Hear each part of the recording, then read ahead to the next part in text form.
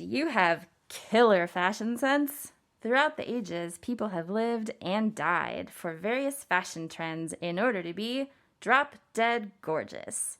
Join us as we discuss some tight trends. That'll make sense later.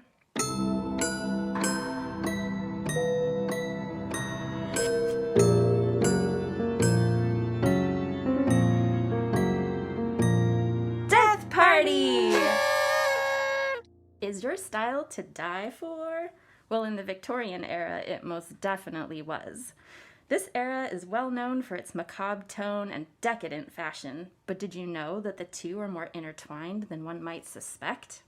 After the Industrial Revolution and everything was just covered in soot, people were crammed into cities and nostalgic for some nature in their lives. Victorians loved bold colors and patterns, but the chemistry that created our modern palette of paints and dyes hadn't been achieved yet. Nobody had been able to nail that lush green shade that plants have. So when this D-bag named Sheil came up with the recipe, naming it after himself no less, Sheil Green, he knew people would just be dying to get their hands on it. It was the it color because before then nobody could get that shade of green. It was always yellowy or kind of brownish and it just didn't look vibrant. Yeah, emerald. Yeah, so people freaked out and they knew that arsenic was poisonous because they used it to kill rats in their homes. Right. And some people probably knew that there was arsenic in the dye and maybe some didn't, but he knew. The guy that made it knew. Yeah. And he even joked about it in some of his letters with a friend. So, that guy. Super not cool, dude. One thing to just be stupid about using chemicals and throwing them around and poisoning people, but he actually knew that it was f***ing poisonous. And so eventually people started catching on and they started realizing that they were poisoning themselves, but they just wanted that color. Like fashion was just such a thing that they would wear it anyway and poison themselves. One young girl whose job it was to dust the arsenic dye on handmade fake flowers was even said to have the most beautiful green eyes. Scratch that. The whites of her eyes were dyed green, which, not that lessons haven't been learned here, but this sounds like a fashion trend whose time has come, don't you think? I'd probably do mine turquoise if it wasn't going to kill or blind me. I would dye everything turquoise. I'm sure you would. I'm glad that the color green, Paris green, still exists to this day, and that it is not still laced with arsenic. Speaking of laced. Oh, that brings us to our next subject. Awesome segue, Faye. We're going to talk about corsets. So I think corsets have this reputation of being really lethal, and they're not the most lethal garment out there. We're going to talk about some that are a bit more lethal. There's some misconceptions about how tightly women were cinching their waists using corsets. The research that I came across made it sound like it was an average of a couple of inches smaller.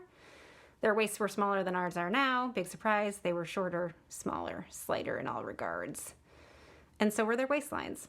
And it would be something like going from a 22-inch waist to a 20-inch waist with a laced corset. But the other thing is, we know that they weren't lacing them too tightly because they would be used for many years and they were cared for. You can tell that corsets were passed down because they would have silk, and then women who were in lower classes couldn't afford silk. So when they ended up getting the corset, it would have like the remnants of some silk that had worn out or whatever, and then they would attach lace and like patch them and repair them. So that's just further indicates that they didn't use and abuse them to the point where they were falling apart and like cinching their waist tiny. I watched a show a few years ago and they were talking about like the Guinness World Record holder for smallest waistline. It was this woman who goes by Spook. It's just like a 14-inch waist or something insane. Yikes. Yeah. And if you see her x-ray, it's just like... So she doesn't eat bagels. Probably not very often. So Victorian era women cinching their waists really tight with corsets might be a bit of a fallacy. There was one instance where a woman died as a result of wearing a corset. It was kind of a freak accident. somehow the metal from the corset sort of escaped its confines and lodged itself in a body part that you don't want metal. Yeah. I won't get any more graphic into the description. It's pretty gross. But let's just say it was definitely the corset that was to blame for her death. Right.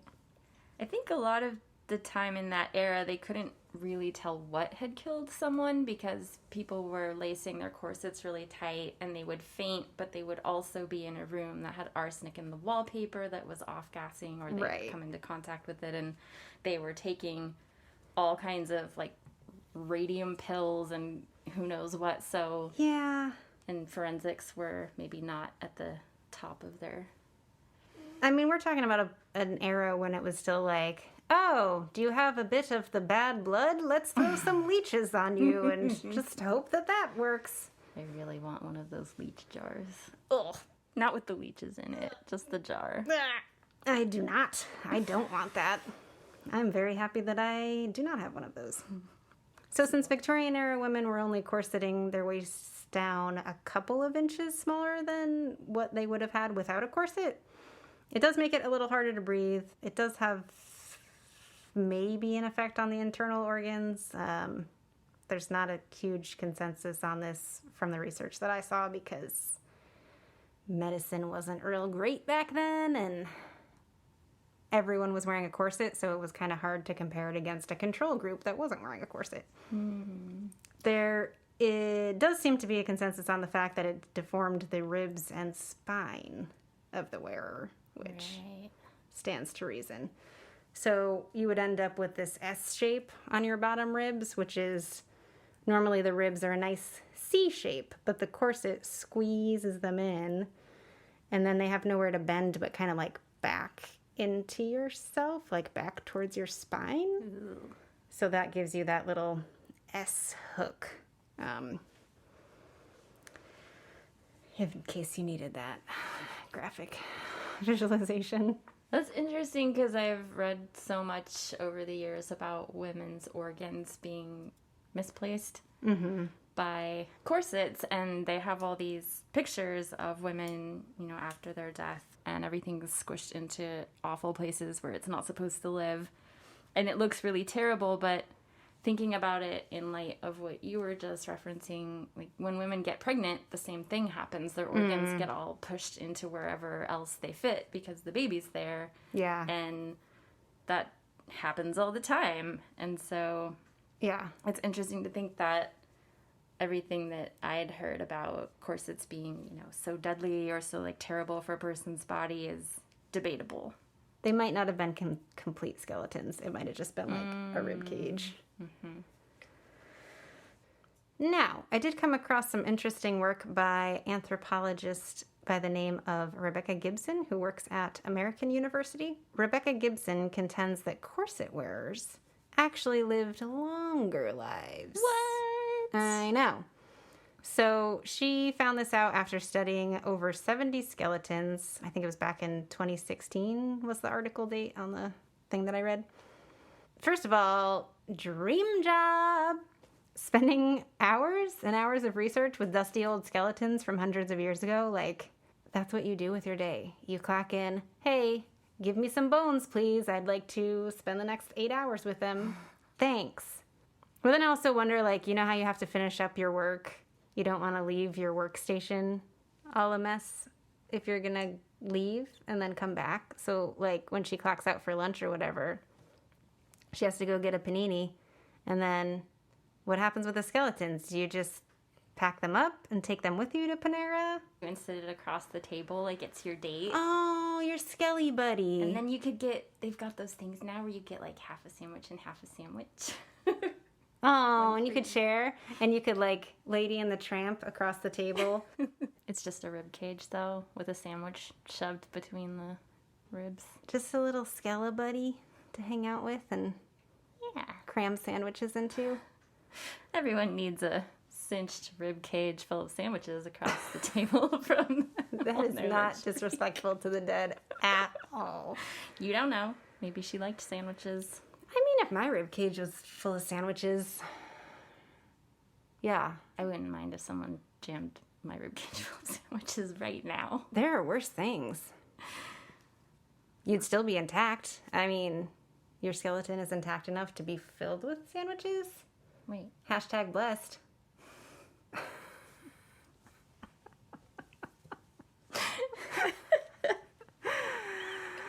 It's just a ribcage full of sandwiches with a bumper sticker that says hashtag blessed across it. Okay. All right. So maybe that is not part of the protocol. Maybe you have to leave the skeletons behind because, they're ancient and like priceless or whatever. So let's say that the bones have to stay at the museum while you go to Panera. All right. Sure. Do you lock up the vaults that they most assuredly reside in when you go? If so, do you use an old skeleton key for the vault? I'd like to think so. However, skeleton keys aren't terribly secure. It's 2020. Yeah. I imagine you have to like badge in to the vault at a minimum. Maybe there's like a retina scanner. I don't know. If there was a retina scanner, that would keep the skeletons from getting out. Yes. I've seen enough horror movies to know that that's the real threat that we should be worrying about. And then they open the jaw really wide and then all the like bats or whatever come flying out. Yeah.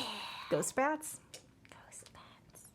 No, they don't, because they're just rib cages full of sandwiches. Oh, right. Ghost sandwiches come flying out. I do, however, really like the visual of a tastefully worn-in attaché case full of bones that you're just like carting around town when you're waiting for your tuna melt to get called out at Panera.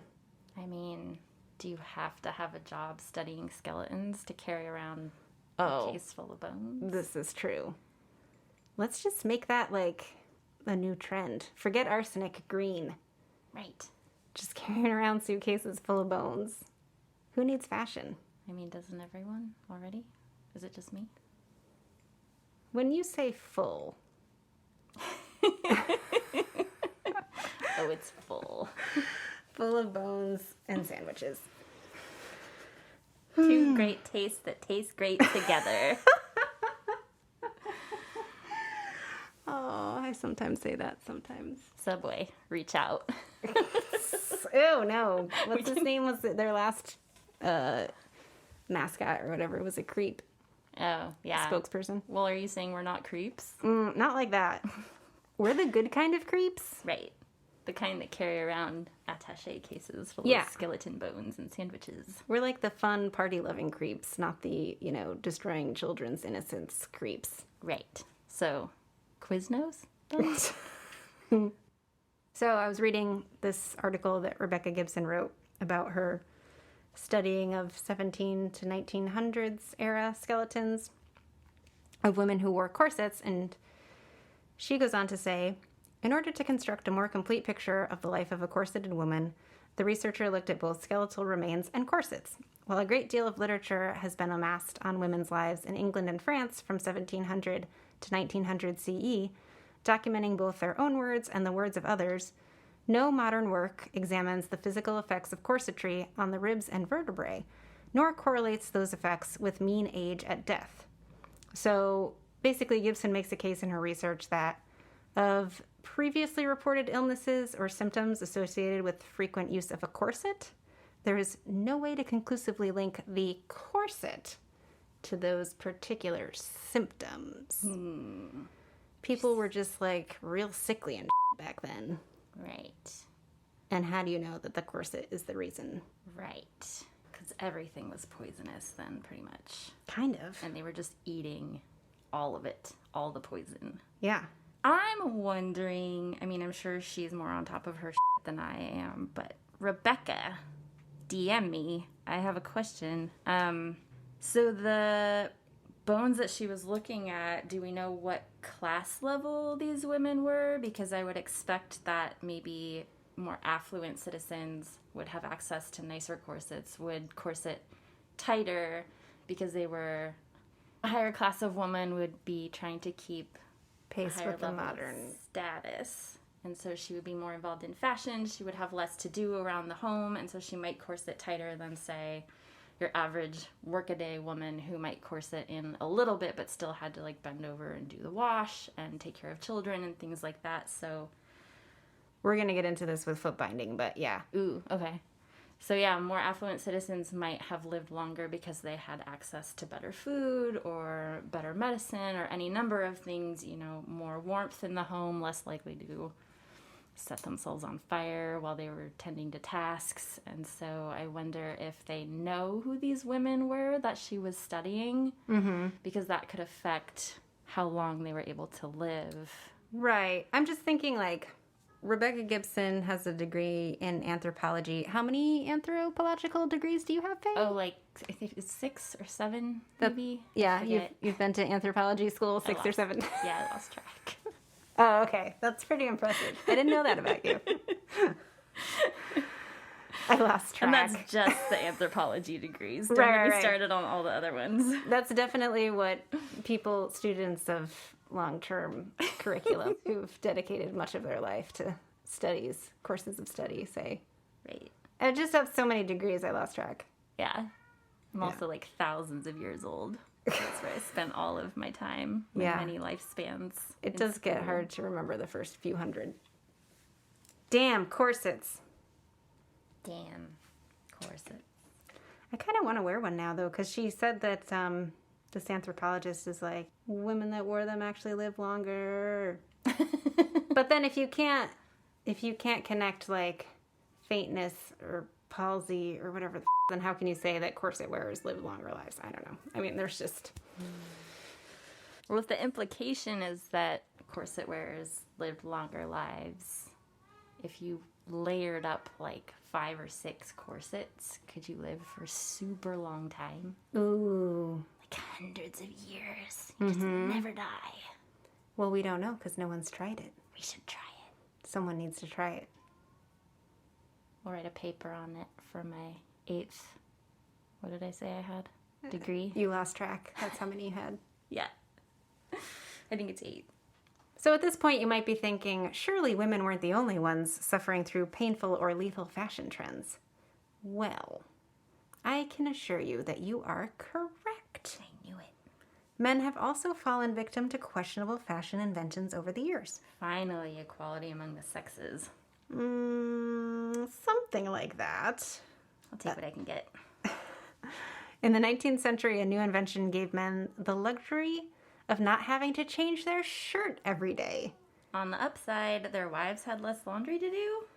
This invention was a detachable collar. Pretty cutting-edge stuff, you could say. Oh, nobody got cut by it. Otherwise, I was like, oh, pun. This invention was a detachable collar, but it became known as Vatermorder. Let's just say it's pronounced that way, which is German for father killer. So catchy. These collars were so unyieldingly stiff that they could cut off the wearer's circulation and restrict proper functioning of the windpipe. Ooh. So you can imagine this was an especially lethal combination when mixed with alcohol. Men would have a little nightcap, maybe 2, and then fall asleep to never awaken again after their collar asphyxiated them to death. Maybe alcohol was half of the culprit here, but wrapping soft necks in iron-like collars did not do them any favors. On the upside, their wives had less laundry to do. Oh! Forever. For the long term. So alcohol was not required to murder a collar wearer. However, as one reported death resulted after an attack of indigestion, which caused some neck swelling. And again, the wearer was choked to death. Gross. Yikes. Suddenly my V-neck feels a little constricting. If your obituary ends up saying you were strangled in your V-neck, I'm gonna laugh at you. Sorry in advance. Yeah, well, I mean, that's all fair. Stiff collars and corsets are gonna sound like the snuggly embrace of a death koala compared to this next trend. Ooh, tying it all back together. This garment was often used in conjunction with a corset, as it, too, artificially altered women's silhouettes. I'm speaking, of course, about the ring, crinoline. Yeah, fucking hoop skirts. They have that narrow waist that flares out more the closer to the floor it gets until it ends in a giant death circle at the bottom. Right.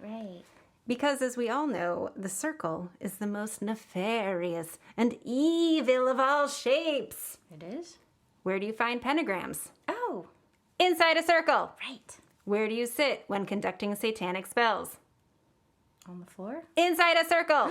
It's true. Where do you find fast food sandwiches? Easily the most malignant and evil of all foods on the planet. What? Inside rib cages? Well, yeah. But also, inside buns shaped like circles. Oh my god! Evil is all around us. Around!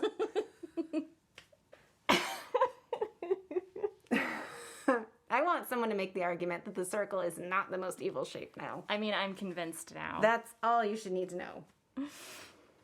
According to Fierce History, which is a book that I somewhat read, the crinoline came out around 1856. And I'm talking about because crinolines come in a lot of variations, but this is a steel cage crinoline. Like when you go to the circus and they have a bunch of motorcycle riders going around in a steel cage ball. Yes. Yeah, so picture that, but instead of a bunch of motorcycles underneath, it's like your bloomers. Going around and around? Well, no. I mean, I guess it depends. I mean, what goes on under there is your business, frankly, but yeah, so it's your bloomers and your getaway sticks. Now, if this...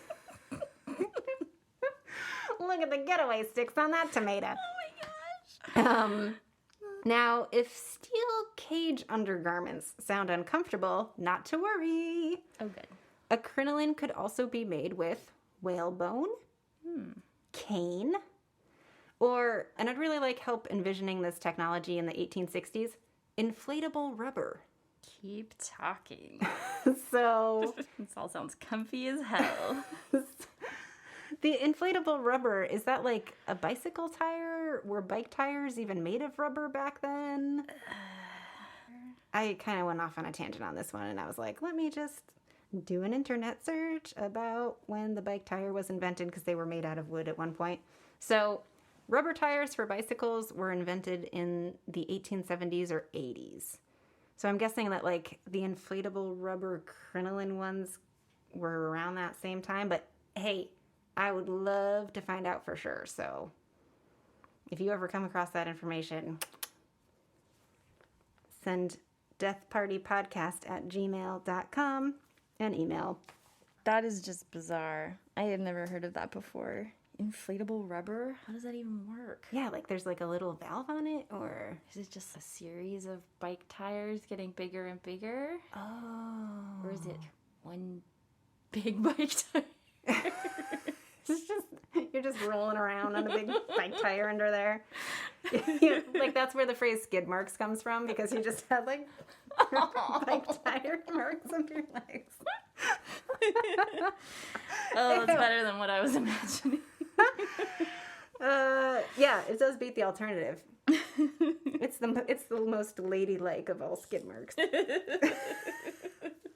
mean, I don't even know what skid marks are because I'm such a f***ing lady. Oh, God. I love talking about tires. We ask probing questions here at Death Party. Probing the depths of your skid marks. Oh, man, we went on such a skid mark tangent. I did not see that one coming. Okay. You've got them. We want them. Show us your skid mark photos at Death Party Podcast on Instagram. Please don't. To be 100% clear, we were talking about skid marks from tires, rubber, tires that hit the road, tires, no other interpretation of the word tires. Please and thank you. Tires does not mean your butt cheeks. No, Faye, don't even put that. Don't even give that possibility any light. Cut that part out. Okay. Cut that skid mark out. Just replace the rest of this episode with the word skid marks, please. Every noun. Hello and welcome to our podcast about skid marks. Welcome to our skid marks about skid marks. Catch us in part 2 of this episode where we talk entirely about skid marks. In any case, crinolines rapidly rose in popularity. It was the new it trend. Women were outdoing each other for largest hoop size with reported measurements of 6 meters, so roughly 19 feet plus. Actually. What? Yeah. Over 19 feet in diameter. Oh, the mutilating possibilities when you're dragging an unyielding 19-foot death trap around your body all day. Female factory workers were maimed or killed when their crinolines got caught in machinery. Ah. There are accounts of strong gusts of wind catching the skirt, which is essentially at that size a giant umbrella, Right. and tossing the crinoline wearer about. Perhaps the lady was merely blown to another spot in the field in which she was picnicking a short distance away. That's a nice story. Yeah, it's like the Mary Poppins method of transportation. Right. Or maybe she was blown off her lawn and into the path of a passing horse-drawn carriage. There's those skid marks again. Yeah, this definitely comes back to poop at that point. I did find some accounts of women getting swept off of piers by the wind because of their enormous skirts. Mm-hmm. So, like a beautiful parasol, they would glide on the breeze So dainty. and then sink like a stone beneath the waves. Oh. Do you think that's how the lobster cage was invented? It would even come pre-stocked with bait. Ooh. Can we stuff that rib cage with lobster rolls? Now I want a lobster roll. Hey, if they're gonna eat us, we can eat them right back. Nay.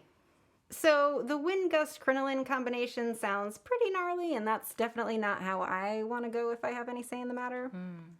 But even worse, even more lethal and terrifying, arguably, than the wind gust crinoline method of execution, was the fire crinoline combination, which accounted for 3,000 deaths in England alone. And we're just talking about the decade of the 1860s. That's a lot. Yeah. So I'm thinking, like, with population levels back then being lower than modern figures, I can't help but wonder what percentage of England's population of ladies this may have been. All of them. Yeah, I mean, 3,000 in a decade sounds disproportionately like a lot. The way these women would meet their makers wearing these crinolines involves getting too close to an open flame with a massive steel cage around their waists, which was covered in what? Large swaths of highly flammable fabric. Now remember, cotton is a highly flammable fabric. Cotton was used instead of asbestos for simulating fake snow on movie sets back in the day, which is like a whole topic for another time. But the reason they used asbestos instead of the cotton, because it was less flammable. That's just a little death party fact for you when you're at a party and you want to talk about death. Now, of course, we're talking about an era where open fireplaces were pretty common because you needed to heat your home before electricity. Right, because you could also freeze to death. You could also freeze to death. So, yeah, 3,000 deaths from crinoline actually kind of sounds reasonable when you put it into that context.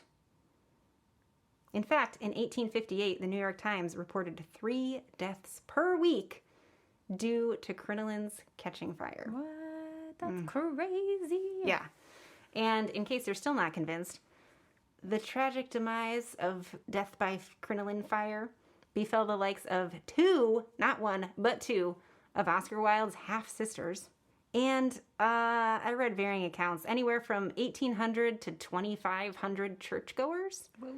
On a December evening in 1863, a fire broke out at the Santiago, Chile church when one crinoline wearer got too close to a candle. She wasn't the only crinoline wearer in the church. Can't take these ladies anywhere. No. I mean, you shouldn't take these ladies anywhere. Because they're just not all gonna fit.